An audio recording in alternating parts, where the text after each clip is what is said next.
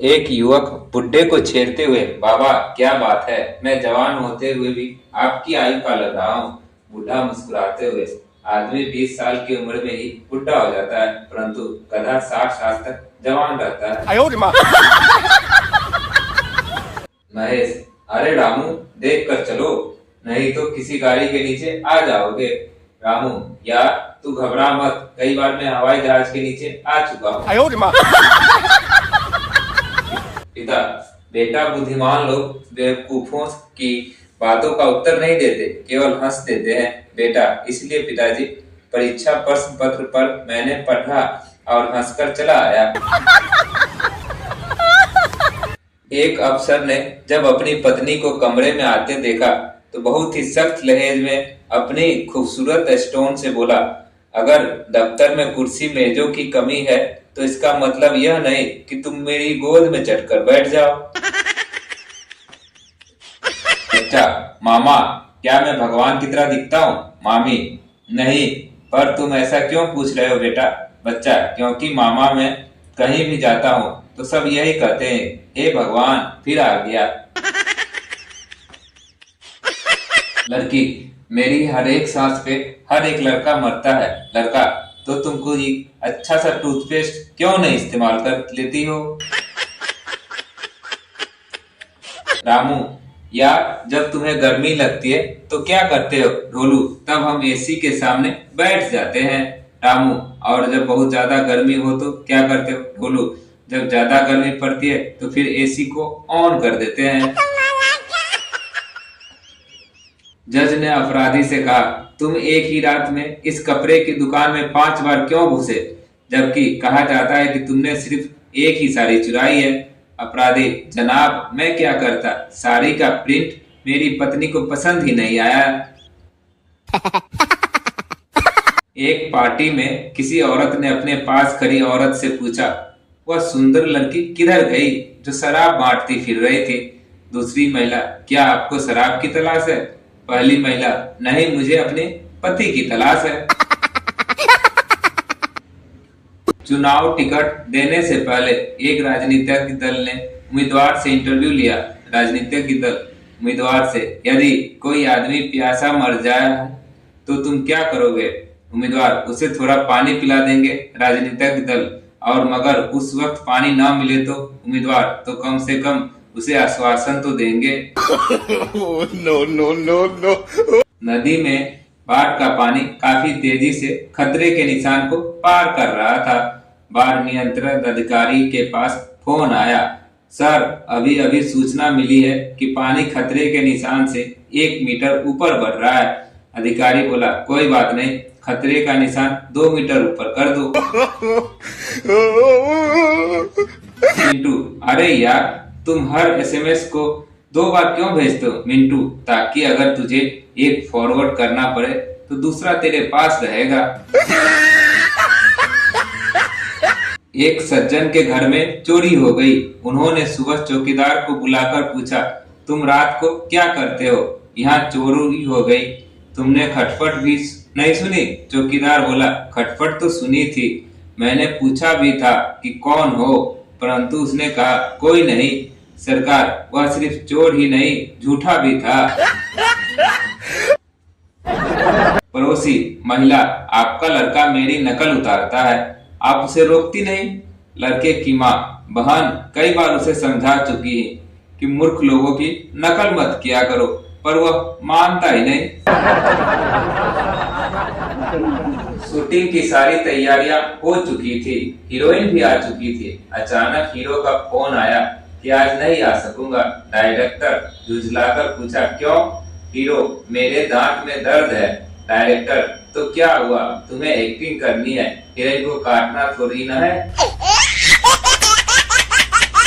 दरोगा, तुमने इतनी जल्दी आत्मसमर्पण क्यों कर दिया? डाकू, क्योंकि सरदार मुझे जान से मारने पर तुला है, वह आता ही होगा, अब आप मुझे जल्दी से गिरफ्तार कर ले। महिला कैशियर, मुझे कुछ दिन की छुट्टी चाहिए क्योंकि मुझे ऐसा लग रहा है कि मेरी सुंदरता कुछ कम हो रही है। बैंक मैनेजर, क्या मतलब? महिला कैशियर, पुरुषों ने महिला कैशियर पुरुषों ने पैसे गिन कर लेने शुरू कर दिए हैं।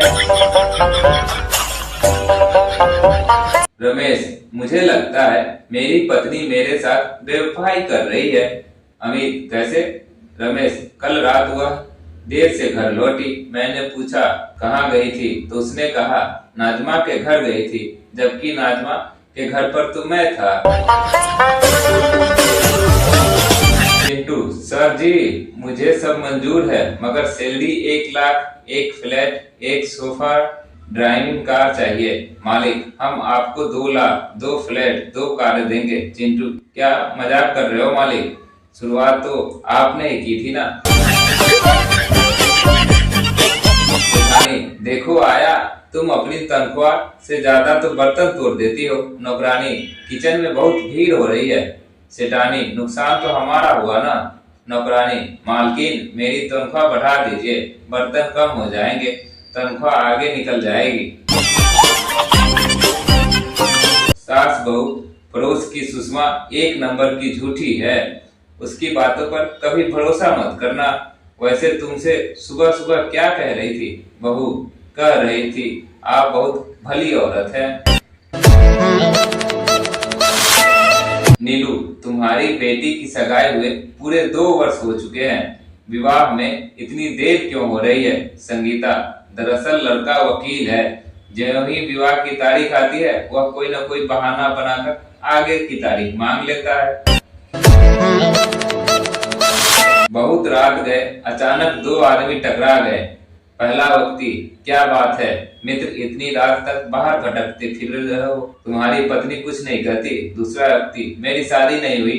पहला व्यक्ति, नहीं हुई, तब फिर इतनी रात तक बाहर क्यों भटकते फिर रहे हो? बेटे ने अपने पापा से कहा, पापा मुझे चॉकलेट दिला दो। पापा बोले, बेटे चॉकलेट खाने से दांत खराब हो जाती है। बेटे ने कहा, लेकिन पापा जब पिछले साल मेरे दांत खराब हुए थे तो आप ही ने तो कहा था और खा चॉकलेट। अपराधी का पहला अपराध होने के कारण मजिस्ट्रेट ने उसे माफ करते हुए कहा, हमें पूरा विश्वास है तुम कभी यहाँ नहीं दिखोगे। अपराधी, हाँ हजूर, मेरी पूरी कोशिश होगी कि मैं पुलिस मुझे कभी पकड़ न सके और फिर मैं कभी नहीं दिखूंगा। अध्यापक, चिंटू तुम कल स्कूल क्यों नहीं आए? चिंटू, सर कल मैं सपने में अमेरिका चला गया था। अध्यापक, ठीक है। पिंटू, तुम क्यों नहीं आए? पिंटू, सर मैं चिंटू को एयरपोर्ट छोड़ने गया था। पत्नी ने डॉक्टर से कहा, डॉक्टर साहब मेरे पति नींद में बड़बड़ाते हैं। डॉक्टर ने कहा, इसका कोई इलाज नहीं। पत्नी बोली, कम से कम एक ऐसी दवा तो बताओ जिससे उनका बड़बड़ाना साफ सुन सकूं। प्रेमी ने अपने प्रेमिका से पूछा, डियर तुमने मुझे बरमाला डालने का निश्चय कर ही लिया है ना? प्रेमिका ने कहा, इतनी जल्दी मैं कुछ नहीं कह सकती। प्रेमी बोला, फिर अब तुम कुछ जल्दी अवश्य करोगी ही, क्योंकि मेरी जेब खाली होने में अब ज्यादा विलंब नहीं है। एक साहित्यकार गोष्ठी में कुछ महिलाओं ने आपत्ति जताते हुए कहा, नारी को अबला कहना अपमान है। इस पर गोष्ठी के अध्यक्ष महोदय ने उनकी इस आपत्ति को जायज करार देते हुए कहा, यदि भविष्य में उसे बला कहा जाए तो आपको कोई आपत्ति तो नहीं? रमेश ने सुरेश से पूछा, इस खतरनाक मोड़ पर कोई साइन बोर्ड क्यों नहीं? सुरेश बोला, लगातार 4 साल तक कोई दुर्घटना नहीं हुई तो इस जगह लगे साइन बोर्ड को PW वालों ने बेकार समझकर हटवा दिया। घर के एक बंदर ने दूसरे बंदर के हाथ की रेखाओं को देखते हुए कहा, मुझे तुम्हारा भविष्य अंधकार में लगता है।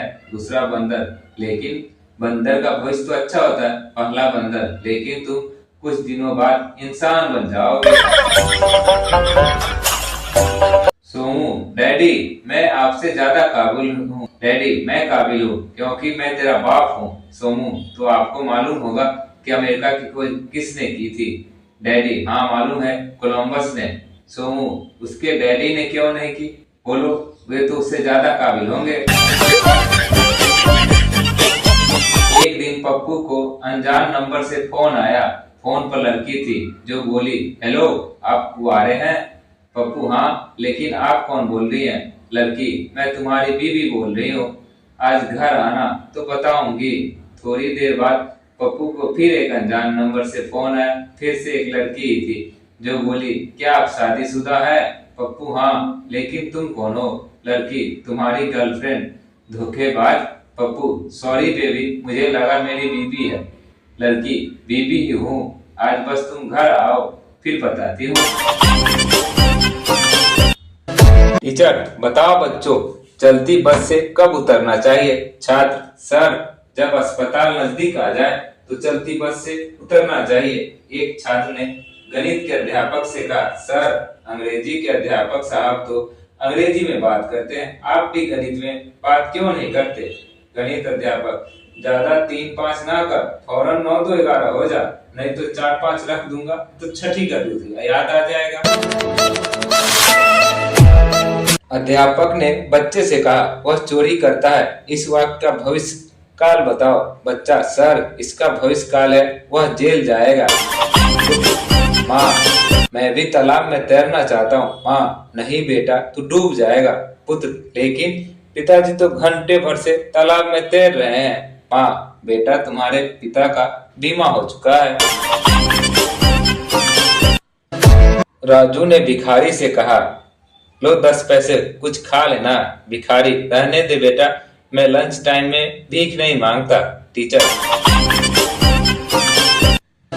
टीचर, बताओ बच्चे, बरसात में क्या लाभ है? छात्र, सर, हमारी दुकान में रखी छतरियां और बरसाती फटाफट बिकने लगती है। दोस्तों, आपको हमारी जोक कैसी लगती है कमेंट कर जरूर बताएं। अच्छी लगती है तो लाइक कर दे और चैनल को सब्सक्राइब कर दे। और हाँ दोस्तों, अपनों दोस्तों के साथ शेयर जरूर करें ताकि वो भी जोक का मजा ले सके। धन्यवाद।